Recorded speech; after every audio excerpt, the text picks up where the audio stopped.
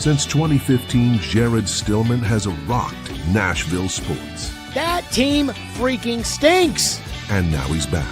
The takes are hotter than ever. I mean, let's be honest, he just can't coach. Welcome to Stillman and Company.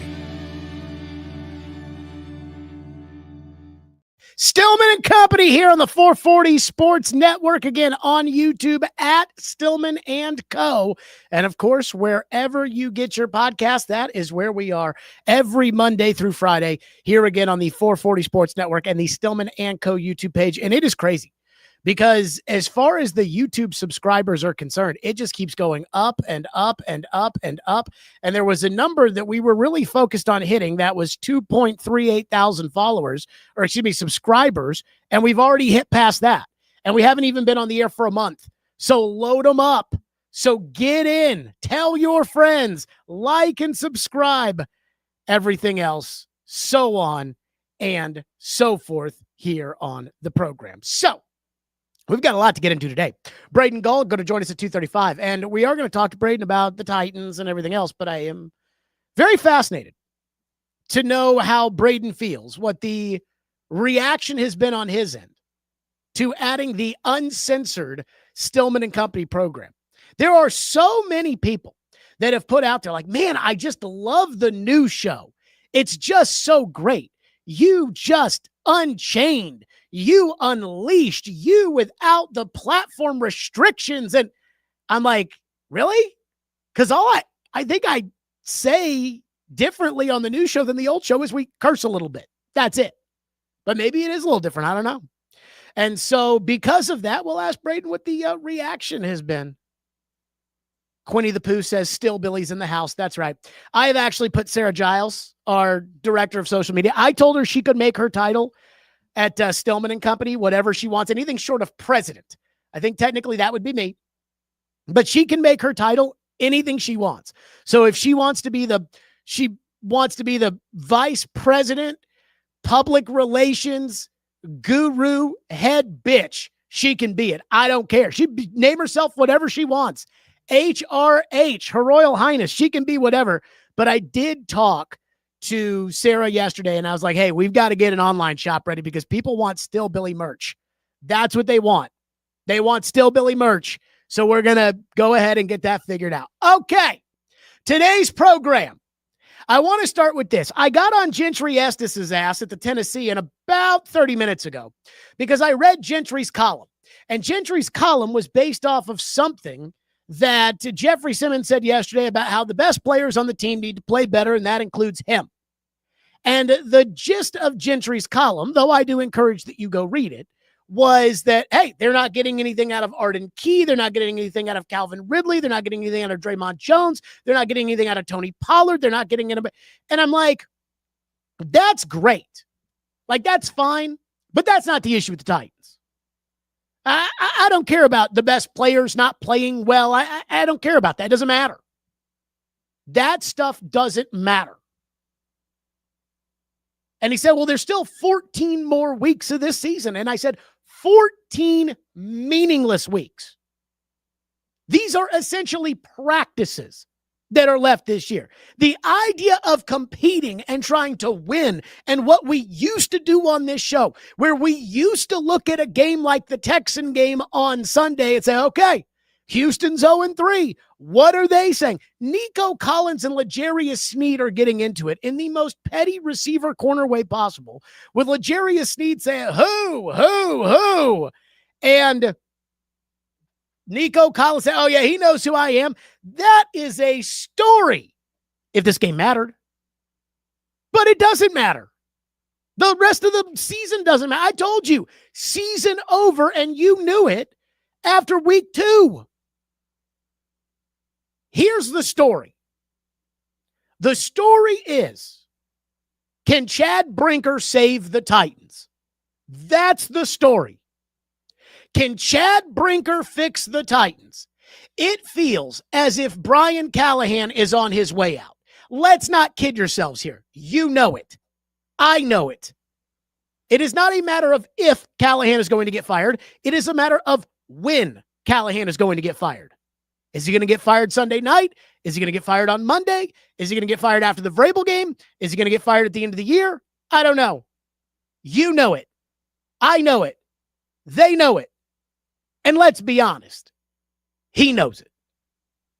Truthfully, and I don't want to speak for him, but I think he might actually be relieved when he gets fired because his existence has to be downright miserable right now. Bud Grant, the old Hall of Fame coach of the Vikings, used to always say, coaching in the NFL is the best job in the world when you win. With the insinuation being that your life is absolute hell when you don't win. Years ago, I remember I had a heartbreak. I got dumped the day the Predators signed Matt Duchene. And we had Duchene coming on the show, and I was all sad, but I didn't want it to show it. I didn't tell Floyd what had happened, but I asked Floyd, I said, Floyd, when you were in the NFL, how did you go about putting your personal life aside and really focusing on business at hand? And he said to me, I asked myself this, feel bad now, lose 3 in a row, then tell me how you feel. Got it, understood. Which takes me to the bigger issue. Let's say everybody gets their wish and Callahan gets fired. Then what? What's next?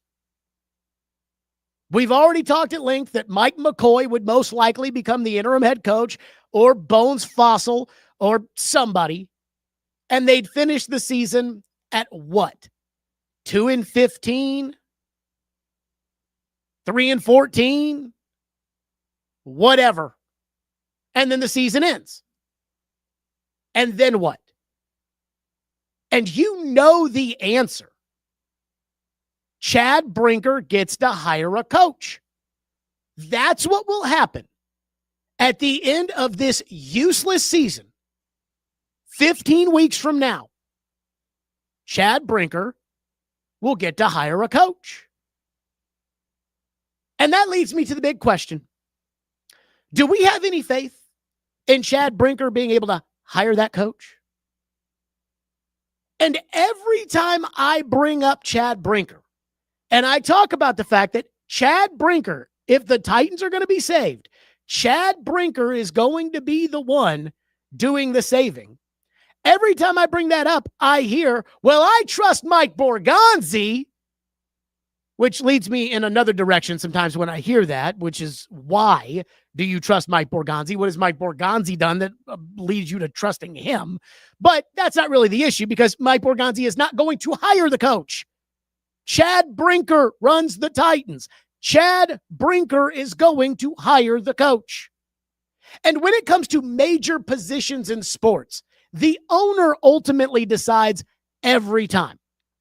The only places where that doesn't happen, Green Bay, where they don't have an owner, the Atlanta Braves, owned by a corporation, Liberty Media, and maybe a handful of other places. But everywhere else, the owner decides. The owner decides the quarterback. The owner decides the star players. The owner decides the head coach. So Chad Brinker, when it comes to the Titans, Chad Brinker is going to be choosing the coach, along with Amy Adams Strunk, Burke Nihill, and Bryce Wasserman. The same people that were part of the committee, minus Rand Carthon, that brought you Brian Callahan. They will be searching for the next coach. And those people, Amy, Burke, Bryce Wasserman, they're the ones that brought you Rand Carthon. And you have Chad Brinker because Rand Carthon hired Chad Brinker. Which again leads me to, do you trust Chad Brinker to save the Tennessee Titans? And the answer is overwhelmingly no. I ran a poll on Twitter. You can see it right there on the screen. And I asked the question, do you trust Chad Brinker to fix the Titans? 13.3% say yes. 72.9% say no, and 13.8% have no opinion. More people have no opinion as to whether or not they trust Chad Brinker to fix the Titans, then say, yes, I trust Chad Brinker to fix the Titans. And you know what the sad part is? If you want the Titans to be any good anytime soon, you need Chad Brinker to be able to save the Titans. And this is why, as a Titan fan, I am so depressed. Somebody yesterday, and this came up on my For You feed on Twitter, said, I am starting to reach Jared Stillman levels of pessimism. And I was reading the replies where people were saying, starting to, and other people said, you know, I've listened to his new show, and I think his new show is actually pretty good. He makes some pretty good points. And I'm thinking, it's not that I'm making points that are any different than I made. It's that now it's the season, the games are happening, the team is losing, they're an embarrassment.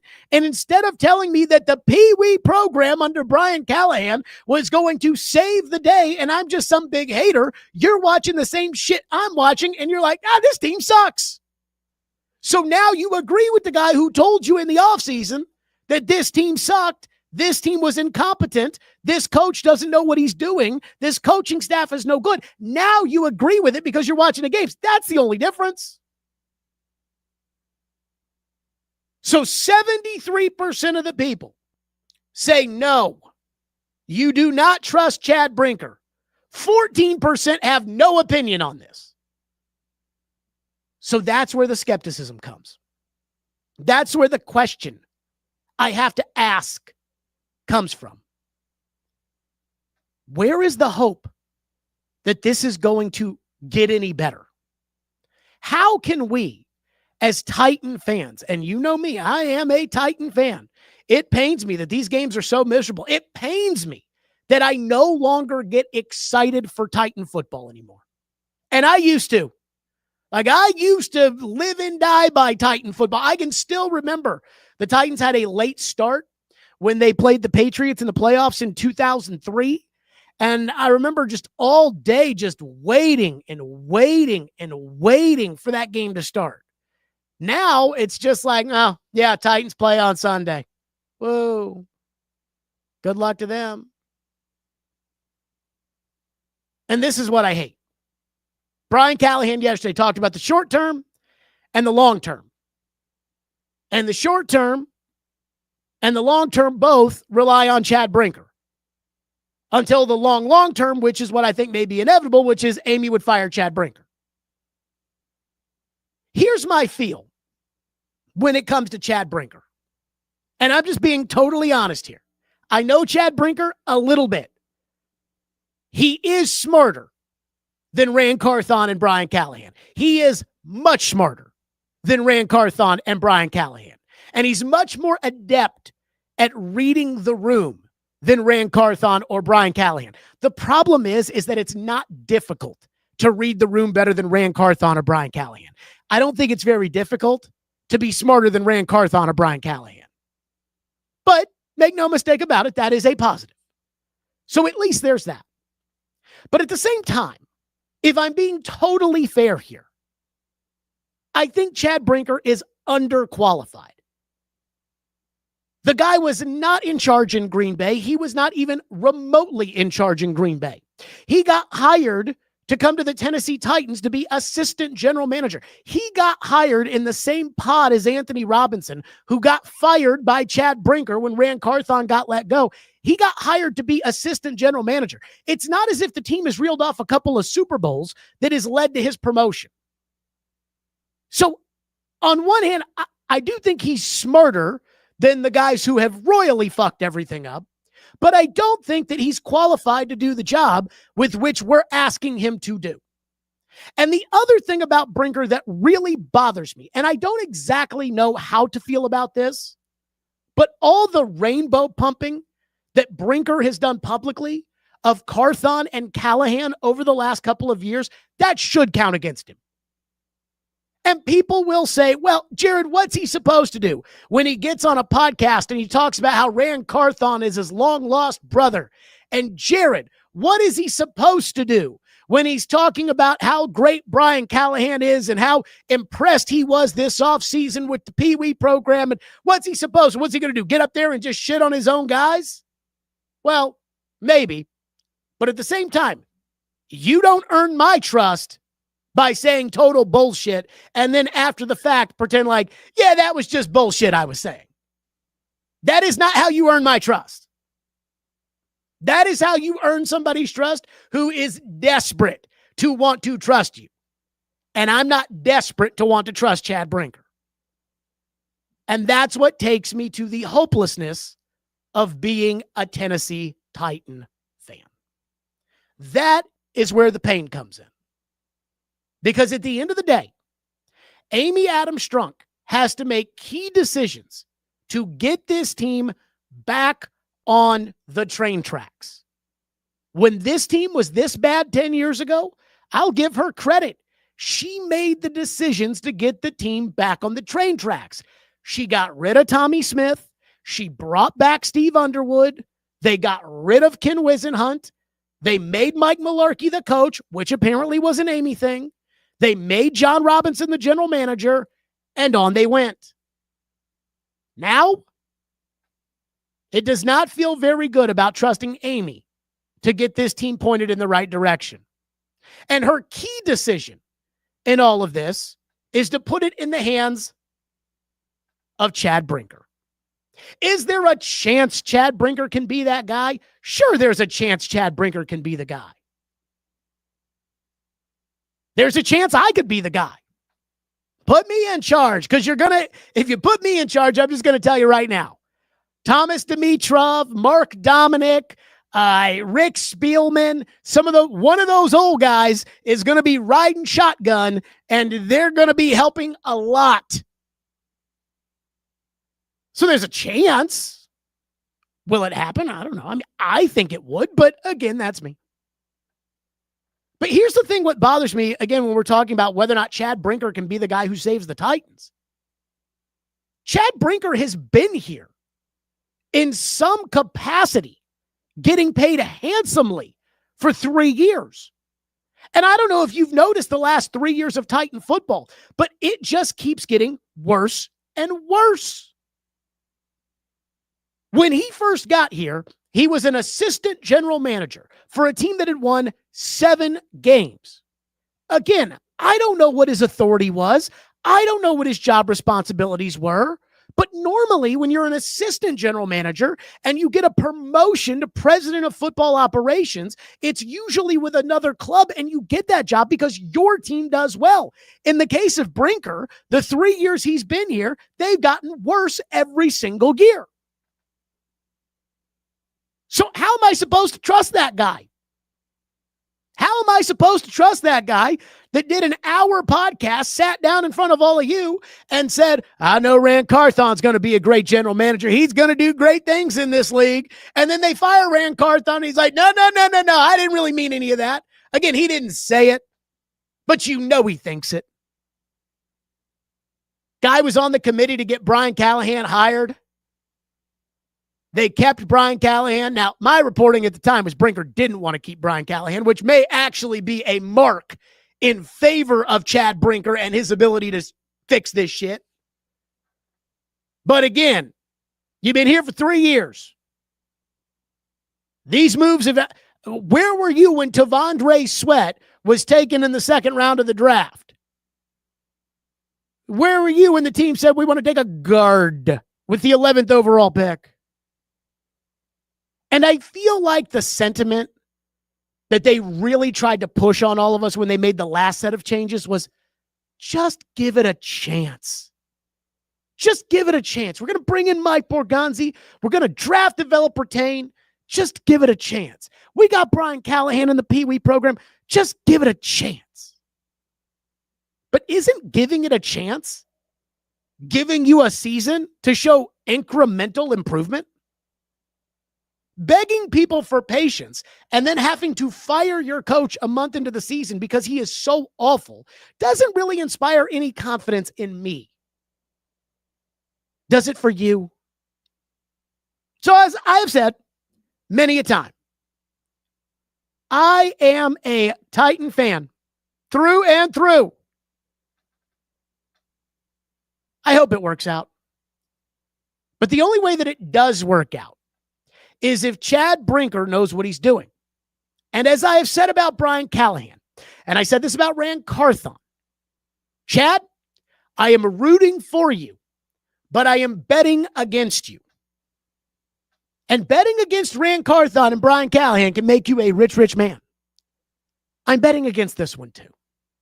So that's the first thing today. And I know a lot of you are going to want to weigh in on the Brinker front and everything else and whatnot. And yes. But at the same time, I know that the only way to fix this, I'm not worried about the Texan game. It doesn't matter. I'm not worried about the rest of the season. It's already over. The only way to fix this is for Chad Brinker to actually know what he's doing to save this franchise, which is so painful to a certain extent. Okay.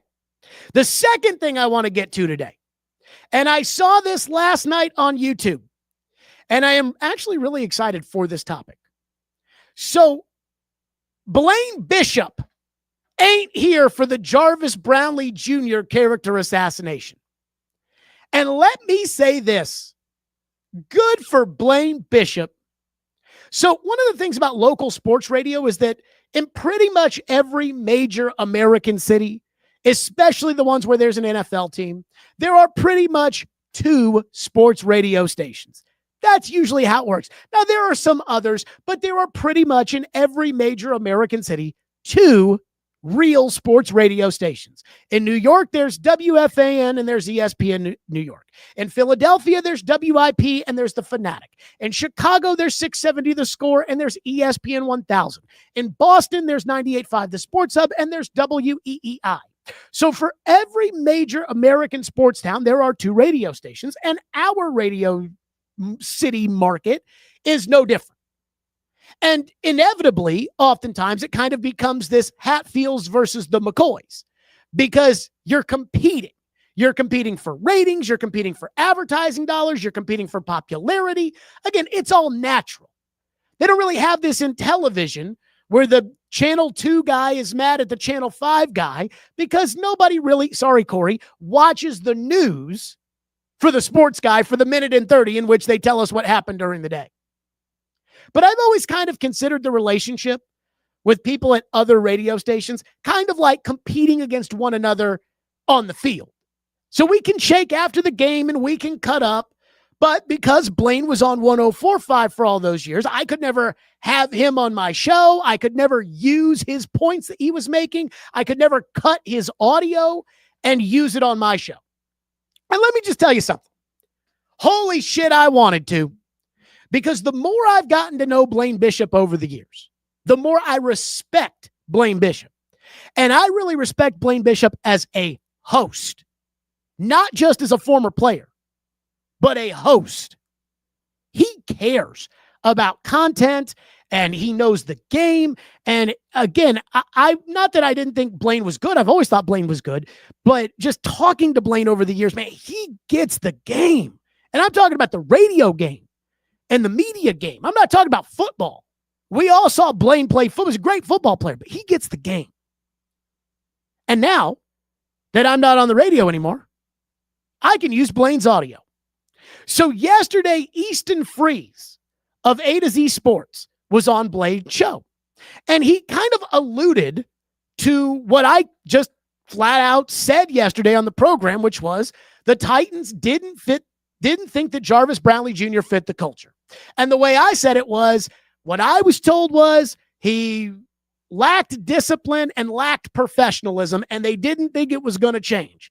And he was late to meetings, and that's what they said. Now, I followed that up with if that's true, why'd you build your defense around him? Because you should have known that last year. I am not letting Callahan, Denard Wilson, or Chad Brinker off the hook because they were all here last year. Well, again, Easton Freeze kind of alluding to what I said was on their show on 104.5, and Blaine Bishop was not having it. Here you go. But I do know from the little bits of things that I've heard in the last 24 hours that a big part of the reason why was, and I'm just going to leave it at, culture fit. Well, when you say that, I'm going to add this.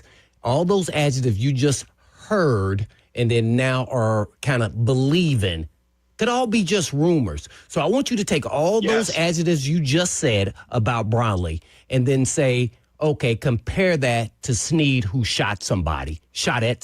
Well, my bad. He was driving the car. He was in the car. So what do you think is worse? Wow. I'm trying to ask the question, like, what the situation is worse, whether who shot who. I wasn't there. But what is worse? Yeah. This is what gets at me when reporters then are fed rumors about players, so then they go write about them, and then it's not true to justify what they did. How do you distinguish what's real or not? Okay. So I heard that, and I had to text him last night. I was like, get him, Blaine, because boy, this is so funny. And this isn't specific to Nashville or anything like that, but it's just how we operate. The Titans were just trying to put, Brownlee wasn't a good fit. Character issues. Remember before the draft, and Blaine was not having it. And good for Blaine. And I'm going to tell you why. Because why would we give the Titans the benefit of the doubt?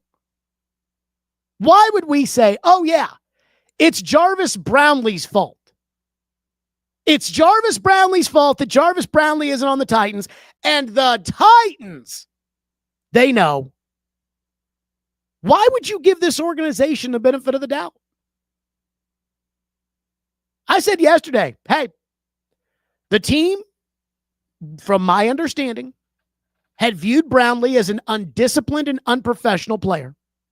But I also told you that I had a hard time accepting that because he was on the team last year and we didn't hear a peep of any of this. And some guy wrote, that before the draft, there were rumors about Brownlee and blah, blah, blah. I didn't hear them. Again, I don't know who everybody's sources are. I talked to the athletic director at Louisville who told me he loves Jarvis Brownlee Jr.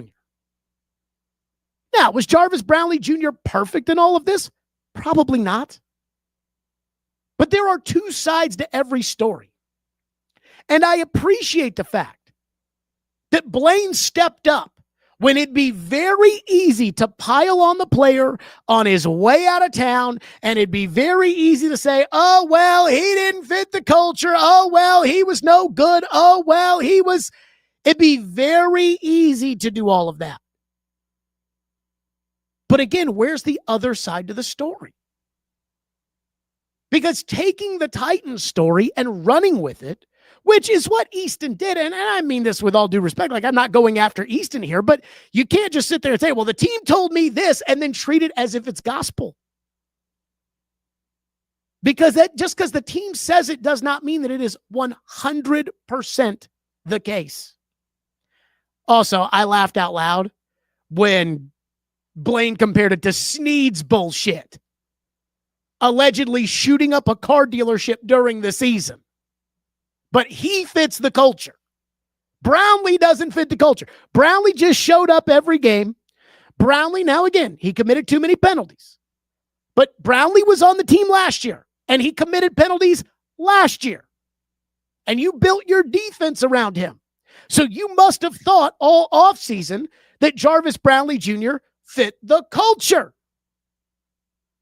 So then you decide 3 games into the next season, Jarvis Brownlee doesn't fit your culture anymore?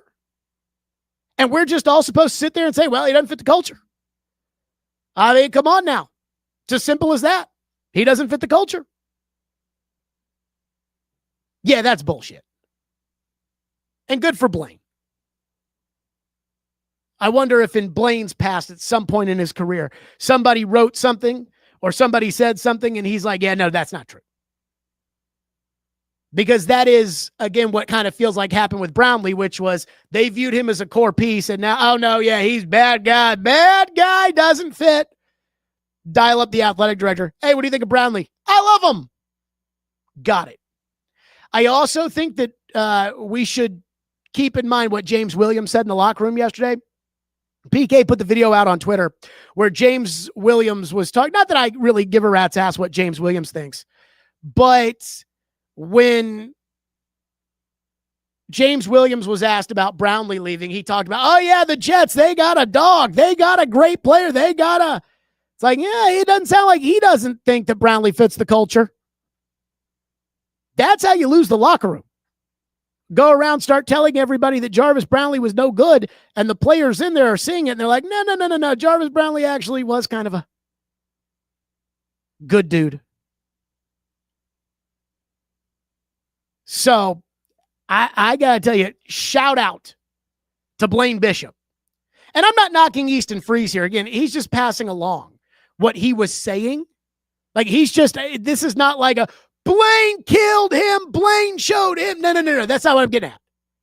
But I know what the Titans are trying to do, which is why when the Titans, again, when we're starting to hear that he wasn't a culture fit, pick up the phone and call the athletic director at Louisville, he said, no, Brownlee's a good dude.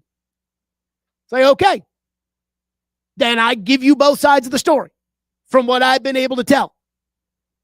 And I appreciate somebody stepping up for this. Because why would we listen to the Titans on all of this?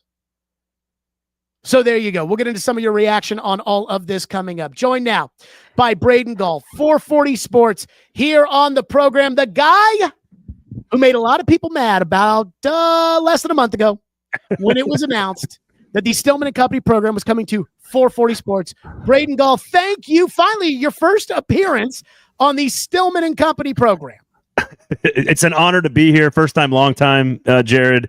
You guys are doing a great job. I'm enjoying the show.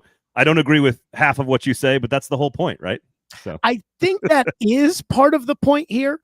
So I want to start with this. Where are you on the Titans front? The Callahan stuff and the craziness with what's coming out of his mouth, and I'm talking about Brinker here, and people are talking about Borgonzi, and Burke Nihill gets booed at the game, and I think we've got 14 meaningless weeks. Where are you on this entire organization and the clusterfuck that is the Tennessee Titans?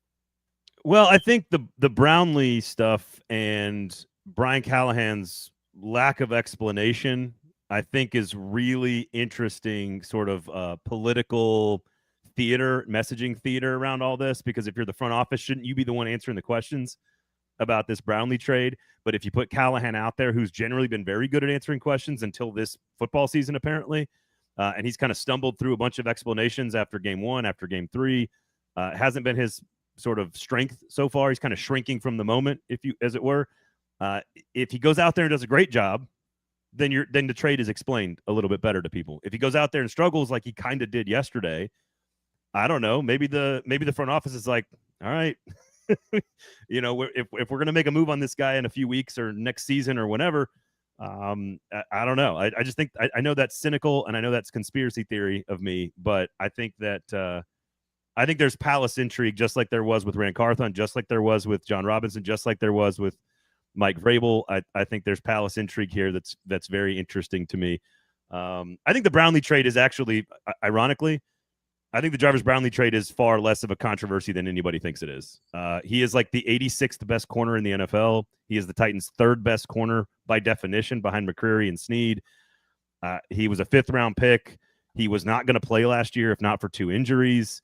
That you keep saying built their defense around him. I don't even know what you're talking about with that. I think he's a decent player, and I think he's cheap, and I think it does at first look weird, but if you just think about it, he's a guy that just, he wasn't that good. He would refuse to change his game. When we asked him after game 1, he got 3 penalties. Like, hey, what do you need to do to be better with the officials? He's like, nothing.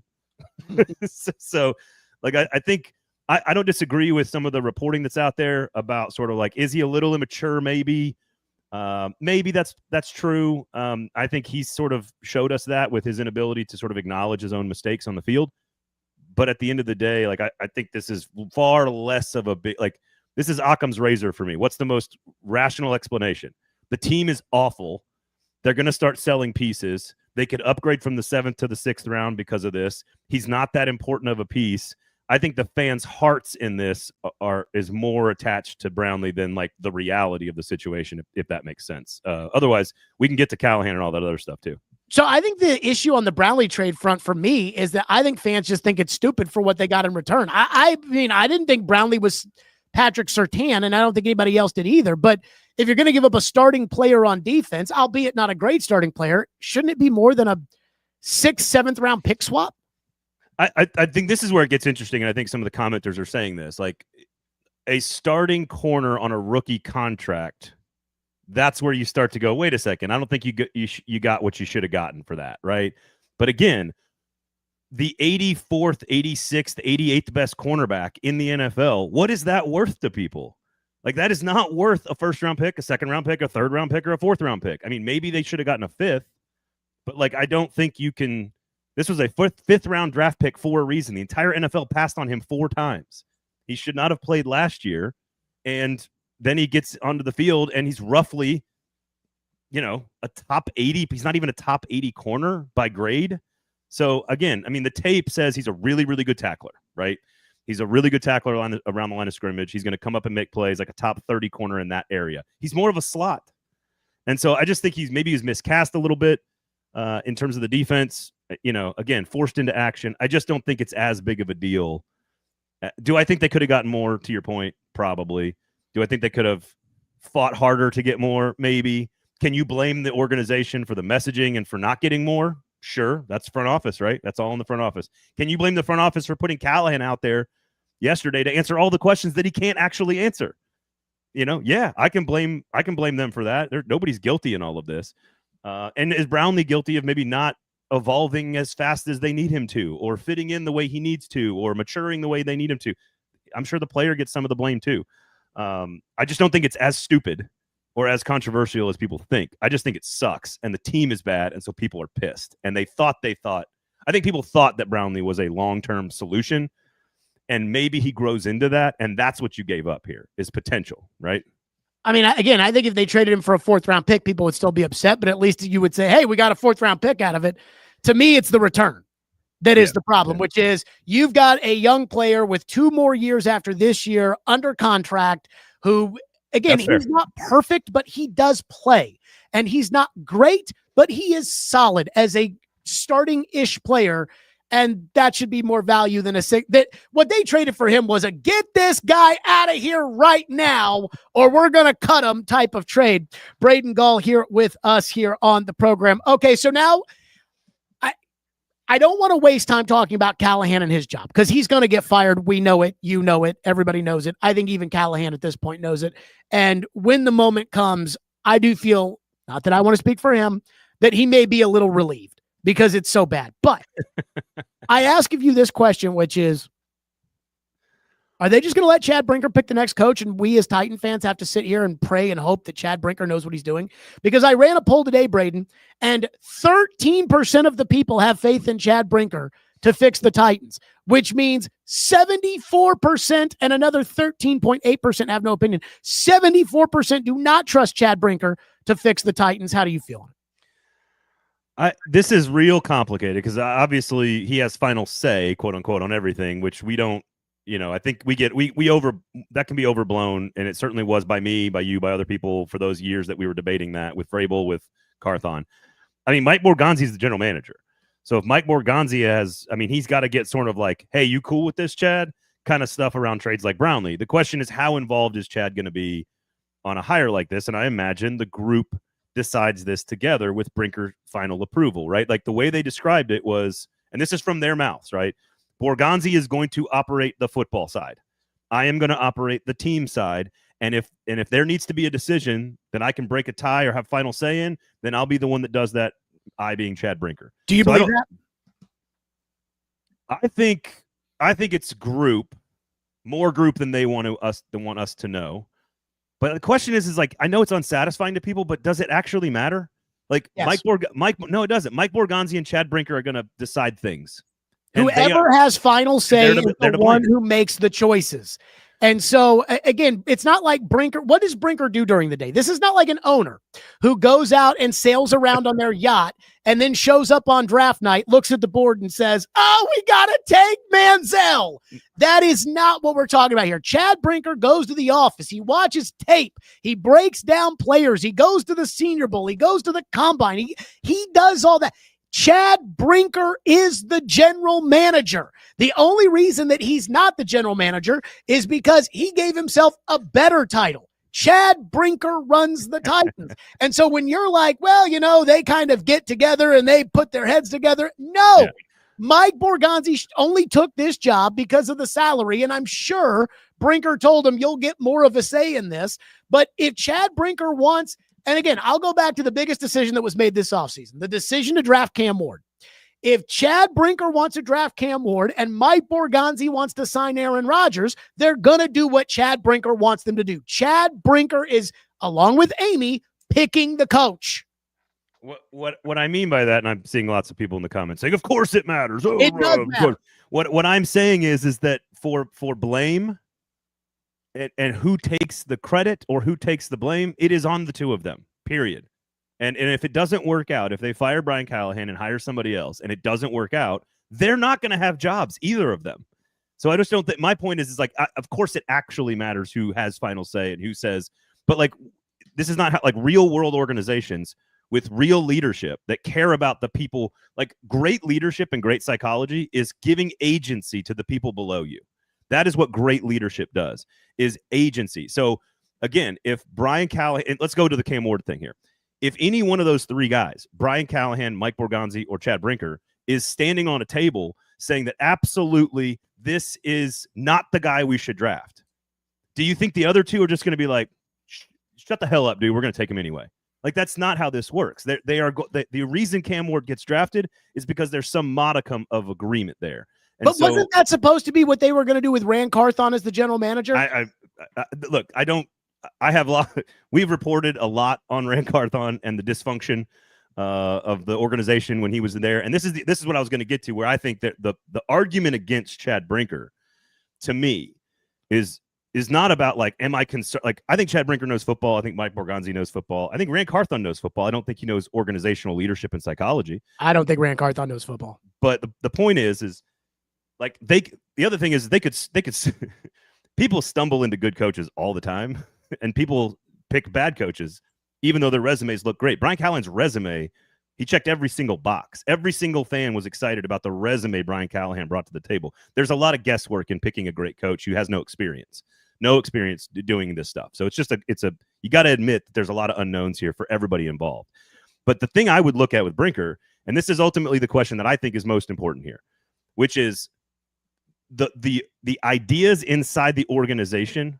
Are they aligned together and working together, or is it still conflict and people disagreeing and not understanding, like Vrabel versus Carthon, then it was Carthon and Brinker, and then it was Brinker versus this guy and this guy, and like and if you look at the draft class, and we talked about this today on a football show, if you look at the 2023 draft, which was Carthon and Brinker, right? Brinker involved in that. However much we don't know. I know that Will Levis was a group selection.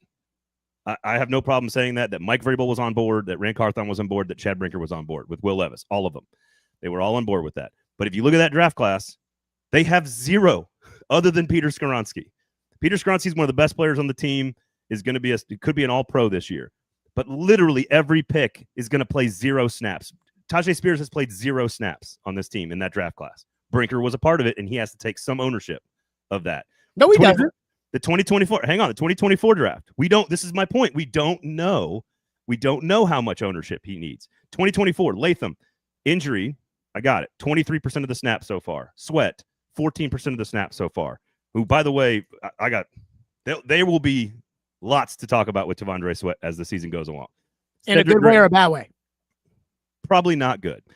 Cedric Gray, 77% of the snaps. Jarvis Brownlee, 65% of the snaps so far. Gone. Jaquan Jackson, gone. James Williams, healthy scratch. Jalen Harrell, 0 snaps. James Williams, 0 snaps. And then you look at this one, Kevin Winston, 0 snaps. We know why. My point is that Brinker is involved in all of these draft picks in some way, and we don't know how much. Because you're never really going to know unless you're in the room who was like, that's my guy, or I'm 80% in. And so what I'm trying to say is, like, we may never know if Callahan is fired. We may never know who in the room was the most pro Callahan and who in the room was the least Callahan. I have a feeling I know how we ended up with Ran Carthon. Now that we're years removed from it, I have a feeling that Amy Adams Strunk was urged by the NFL and that Burt Nihill was in the room when they made a decision to hire Ran Carthon over the guy that Mike Vrabel wanted. But it takes years to put that puzzle together. And so I don't know if we're ever going to know who decides to hire Callahan, who decided to keep Callahan, who decided to draft Tavondre Sweat, who decided to fire Brian Callahan, and ultimately who has final say on the guy they pick. What matters is if they pick a good coach, and that's all that matters. What you're laying out for me is the reason that for the last 2 years and right now, I just blow it up. Just blow it up and go get Thomas Dimitroff. Blow it up and go get Rick Spielman. Blow it up and go get an experienced former general manager who has run a team and had success, because there's no way. And I know people want to bitch about Rick Spielman and how he gave Kirk Cousins all that money and they only got to the NFC title game and Thomas Dimitroff, and how the Falcons got to 2 NFC title games and that's it. But there is no way, and you know this, that if Thomas Dimitroff was running the Titans, there is no way they'd be as bad as they are now. No way. And so to me, I think that Amy just needs to go out and hire a former general manager to run the team and say, all right, here's your team and on you go. Because this crap of, well, how much was Ran? How much was Vrabel? How much was Brinker? How much was Ran? How much is Brinker? How much is Borgonzi? How much is Callahan? This is not working. It doesn't work. And I don't know why Amy has decided to hitch her wagons to Brinker and why Burke Nihill has decided to hitch his wagon to Brinker. But I'm sorry. It's not working. They preach patience, but I mean, don't we at some point have to be able to preach incremental progress? This is sort of, I think your point and my point are kind of blended together, which is two points here. And I think this is really interesting stuff because it's the overlap and the lack of knowledge and clarity that we're complaining about in theory, right? It's like, oh, Vrabel stuck around. Robinson was gone. Then Carthon came in. He overlapped with Vrabel, and they brought in Brinker. But Brinker, we don't know what his role was. They got rid of Vrabel. Then they bring in Callahan. And then Carthon, it's this overlap where there's no clean break. It's what you're talking about with blow it all up, right? Like you want to blow it all up and then start fresh. Here is the biggest problem with this. And this is ultimately probably maybe the thing we need to focus on. Who in Amy's closest circle knows the most about football? And this is how we ended up with Carthon, is the people making decisions have no football experience. And I don't trust Amy or the other people that would be at the top of that decision-making room. Who's in that room right now? Who's in that room right now if they fire everybody? Borgonzi, Brinker, everybody. Who do you trust in that room right now to go hire the right GM to hire the right coach? I agree with you because it's at that point is Amy and Burke. And that's there's one more person in that room, but we're not going to talk about that. So those three Bryce Wasserman, the son-in-law.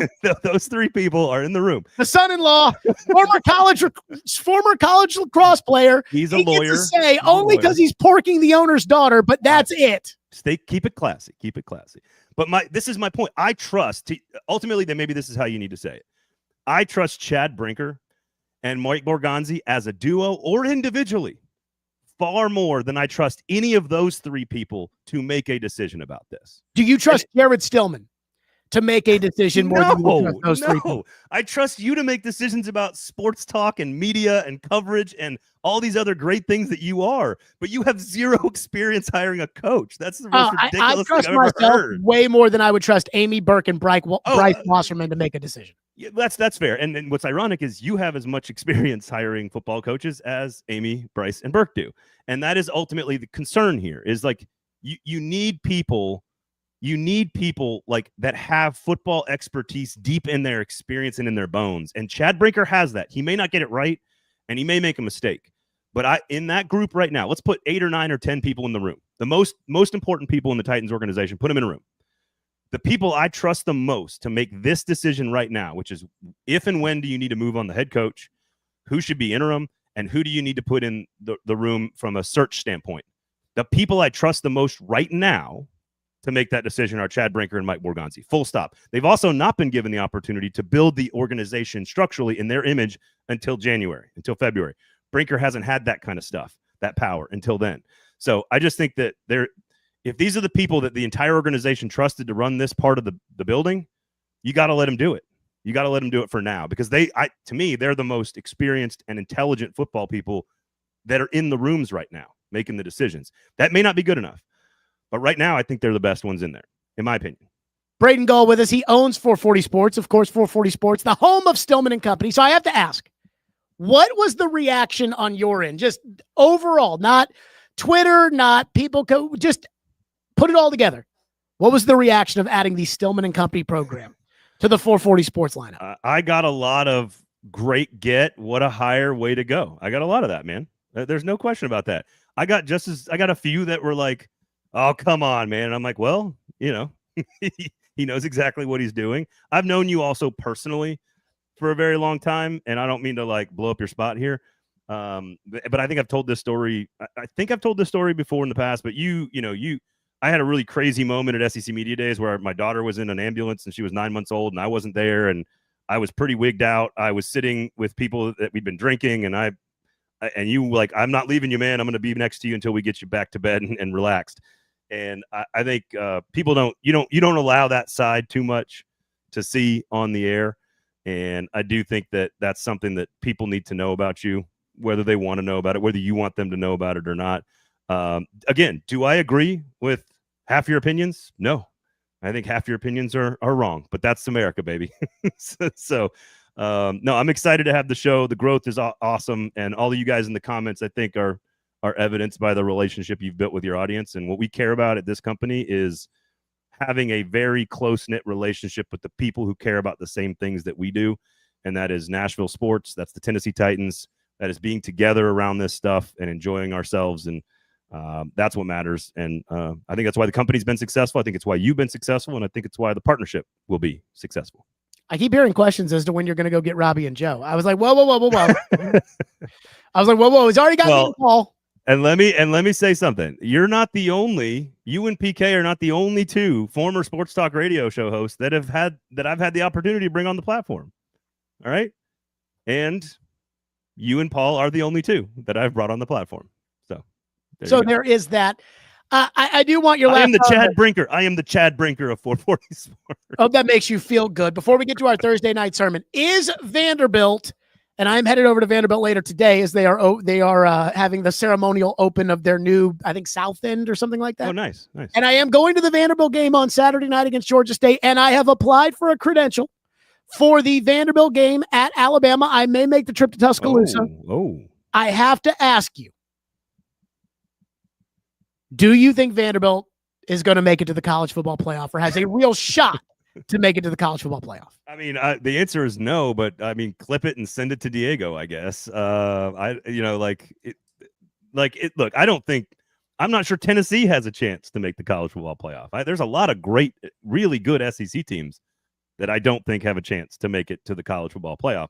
How about this? If Alabama beats Georgia on Saturday night, which I think they could, Vegas agrees with that, then they go down there and they beat Alabama on the road, then we can start talking about this. Missouri also undefeated, has Alabama at home in a couple of weeks. Like there's teams that still need to prove a little bit more inside the conference. Vanderbilt, unbelievable. Fantastic season, great player, greatest player maybe in school history. Love what they're doing, love how they've built it. The crowd at a blowout last week was spectacular. There's nothing but positive and awesome things to say about the job Clark Lee has done. The administration. Oh, look what happens when you finally commit money to an organization. Oh, imagine that. Said every Vanderbilt booster known to man for 35 years. And here they are. Apparently Still Billy Nation has decided that they want merch. And so we have decided that at some point here, we're going to launch some Still Billy merch. You like that, huh? Do you know what? I watched the Alex Cooper docuseries, like the Call Her Alex on the Call Her Daddy podcast. I watched that on Hulu like maybe 3 or 4 months ago. And she would talk about the Daddy Gang and all the t-shirts and hoodies and shit. And I was like, you know what? I wish I had something like that. And not that I thought up Stillbillies myself. That came from Paul when I called Paul a hillbilly one time, and he started talking about Stillbilly. So Paul's the one who made it, but I think they've decided to call themselves that. They want Stillbilly merch, so we're going to make Stillbilly merch. Are you going to buy Stillbilly merch, or do you feel as the proprietor of 440 Sports that you are entitled to free Stillbilly merch? I am 1,000,000% entitled to free Stillbilly merch. Stillbillies is something like it's like how the kids are saying like rage bait these days. Like the way you stop your teenage child from rage baiting you is to rage bait them back. And to take the thing that they use against them. You as a new father will understand this. I don't have teenagers yet, but I'm working on practicing here, which is and I'm not trying to get political here, but like the Dark Brandon thing, right? Like the guy who was being insulted by that took that thing, turned it around, and sent it back the other direction. That's exactly what rage bait is when you want to get your kids to stop saying stupid shit, like using words you don't like them to use and all that stuff. You just rage bait them, and that's exactly what you're doing. It's like PK thinks thought he was insulting you. Yeah, hey, Stillbilly Strings. One of the best guitar players I've ever seen live in my entire life at the Ryman Auditorium. As an aside here, truly one of the greatest guitar players I've ever seen at Ryman Auditorium. But he gives you that thing thinking he's taking you down a notch, and really all he did was create a cult. So Stillbilly merch it is. Braden Gall, the owner of 440 Sports. Again, the Hot Read podcast, is that already out today? Hot Read podcast is coming out tomorrow. You got Lamestream Sports tomorrow. You got the Gold Standard on Wednesdays covering the Nashville Predators. You got SEC Football Live on Wednesdays covering SEC football. We've got Film Study from James Foster on the 440 Sports YouTube page on Tuesdays. We got Titans coverage on Mondays and Thursdays with Paul Kaharski and Nick Suss of the Tennessean on a football show. I don't know where you get more customizable, comprehensive coverage of Middle Tennessee and Nashville sports than with this network, with all the great reporters and personalities that are doing work on this sucker. So appreciate all your support, all the listeners, and you know, your show is off to a great start. Super proud of you, and keep up the good work, my guy. Ladies and gentlemen, Braden Gall here on our program. Braden, thank you. All right, boys, have a good one.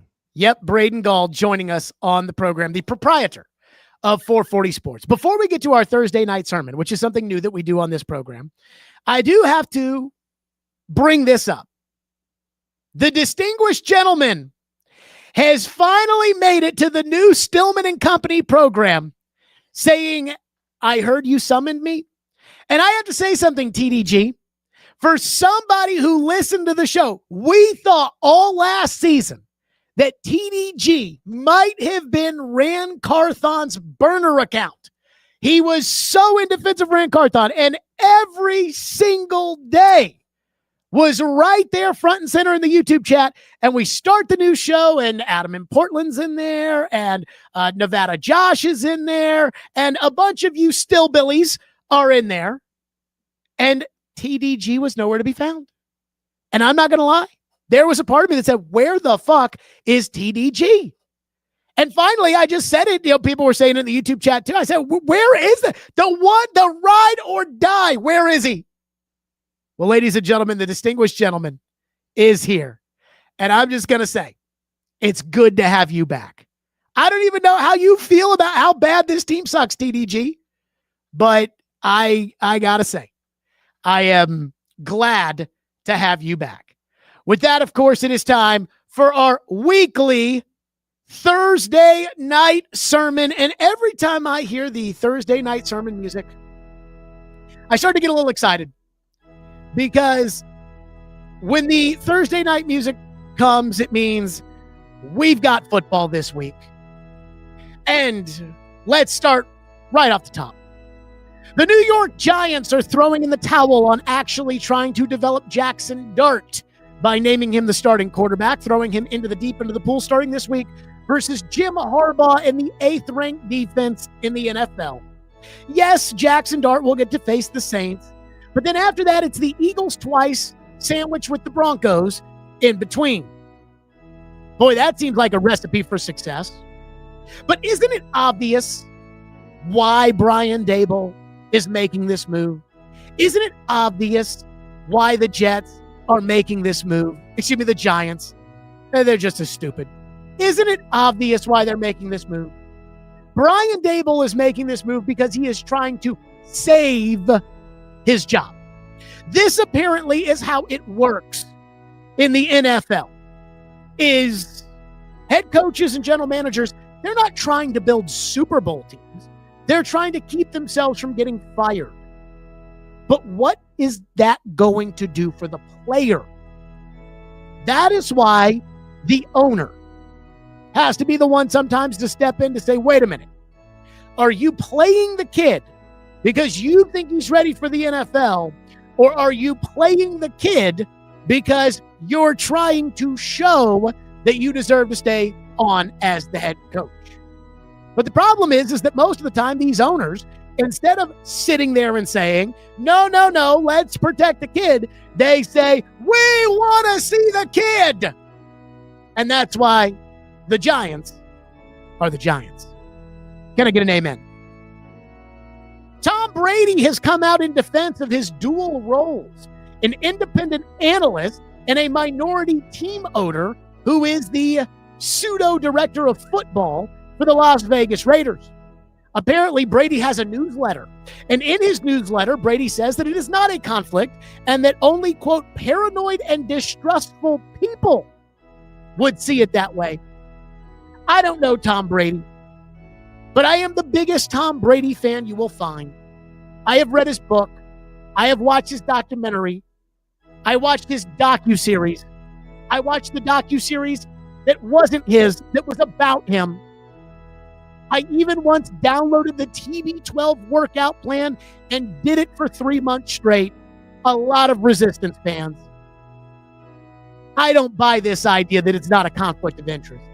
When you have multiple jobs in life, one is going to take priority over the other unless they are completely and totally independent. And when there is a conflict of interest, one wins out. It doesn't take a paranoid person to think that when push comes to shove, Tom Brady will use his position as an independent analyst to advance his position as an owner of the Raiders. It takes somebody with common sense to figure that out. Now, I don't govern the sport. The NFL does. And the NFL has decided that it's all kosher. But can we at least stop pretending that just because the league says it's okay, that it really is? Or that everybody who thinks, this is kind of bullshit, is a tinfoil hatter for thinking, wow, that's unparalleled access for a team owner. Can I get an amen? Indianapolis is 3-0, and Daniel Jones has a quarterback rating of 111.7. As of right now, Daniel Jones looks to be this year's quarterback reclamation, joining Sam Darnold, Baker Mayfield, Geno Smith, and yes, Ryan Tannehill, as recent examples of guys who were discarded as busts, only to go on to a different organization and play competent and winning football. Has anybody ever thought that maybe, just maybe, it's kind of hard to play quarterback in the NFL? And that not everybody is Dan Marino or Lamar Jackson or Patrick Mahomes or John Elway, where they're good right away? Roger Staubach started 4 games in his first 2 seasons.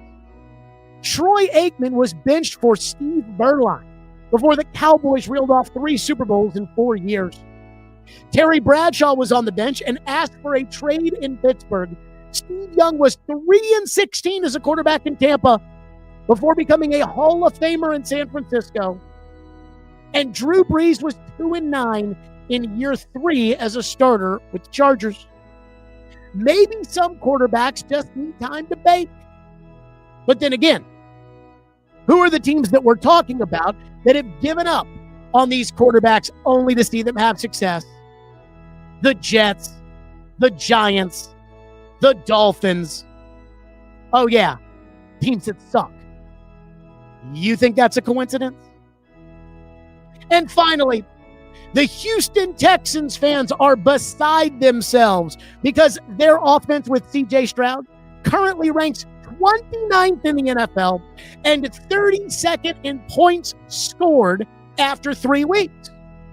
Good news for them. They play the Titans this week.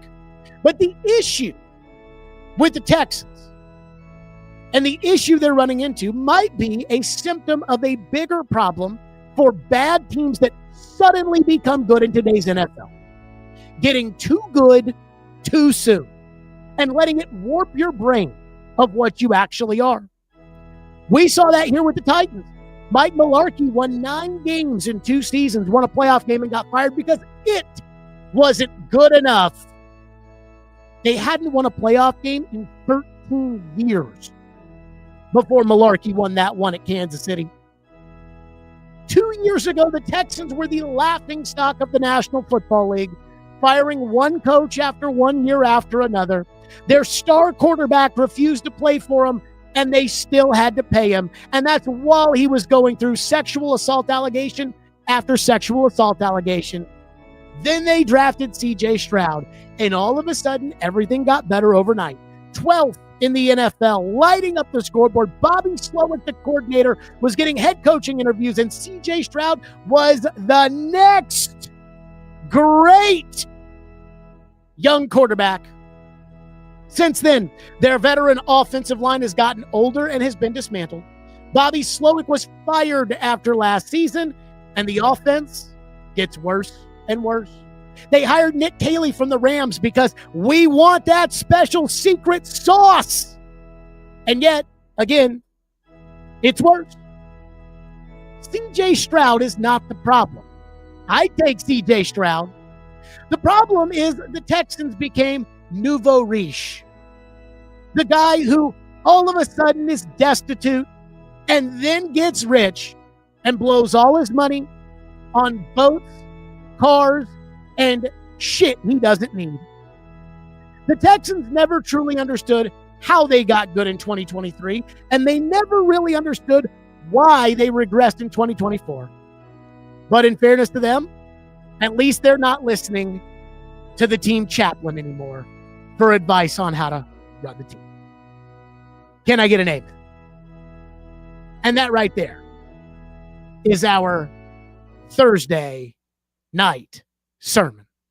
Okay, that's it for us today. Great show today. Hot Take Friday tomorrow. Like and subscribe to the YouTube channel. Like and subscribe. Podcast, download, everything. We're live at 2 o'clock tomorrow for a Hot Take Friday. Thursday night football. Sam Darnold tonight, baby. TDG.